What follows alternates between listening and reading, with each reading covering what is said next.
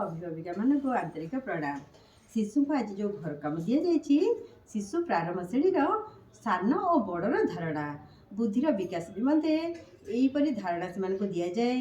तो घरे थिबा विभिन्न प्रकार उपकरण को व्यवहार करी आपण मैंने शिशु को धारणा देवे। प्रथम से स्पष्ट धारणा से घर कम करने निमंते कहे। तो मुझे आपन को किसी उपकरण देखा आपण मैंने घरे यहीपरि उपकरण देखाई शिशु को पालन करेंगे एवं तार घर काम करेंगे।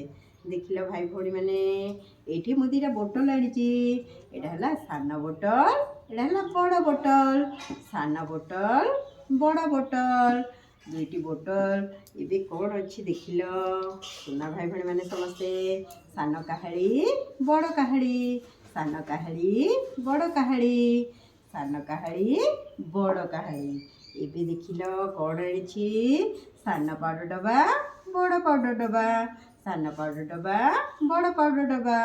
शिशु को एमती देखी देखी पचारे कोटा सान कोटा बड़ सान ग्लास बड़ ग्लास सान ग्लास बड़ ग्लास।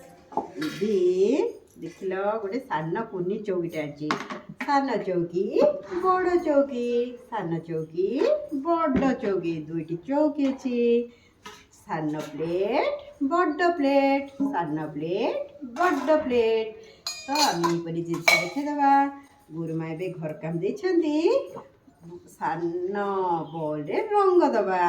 तो आम ए रंग आनिबा सुंदर भाव सान बॉल आम रंग दबा। तो सुंदर भाव शिशु पाखे बसैबे हाथ धरवे शिशु एकाग्रता सहित सुंदर भाव जमी गार बाहर को जमी रंग न आसे से प्रति ध्यान देवे। एबे देख लो सान बॉल केमती सुंदर भाव में रंग दे देची समस्त एमती सान बॉल सुंदर भाव रंग देदबा। तापर बड़ बेलून रंग देवा को गुरुमा देछंदी समस्ते सुंदर भाव में बड़ बेलून रंग देदेव। बड़ बेलून रंग दब आउ सान बॉल रंग दब बड़ बेलून सान बॉल बड़ बेलून सान बॉल। तो आम समस्ते यहीपरि सुंदर भाव में घर काम करवा जहाँ घर काम सुंदर हो गुरुमाता को सुना भाई कह।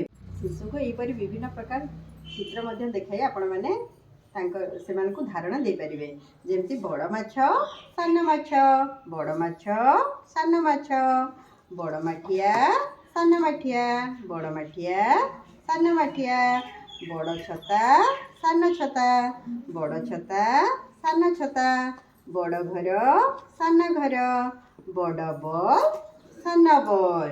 यहीपरि शिशु को आपण मैंने विभिन्न प्रकार वस्तु देखाई से बड़ सानर धारणा देवे एवं शिशु को प्रयोग से बड़ बॉल उपरे मंजी रख सान बॉल उपरे चौक रख विभिन्न प्रकार प्रयोग करें। शिशु मैंने स्पष्ट धारणा पाइले कि नहीं तार प्रयोग आपण मैंने करें। धन्यवाद।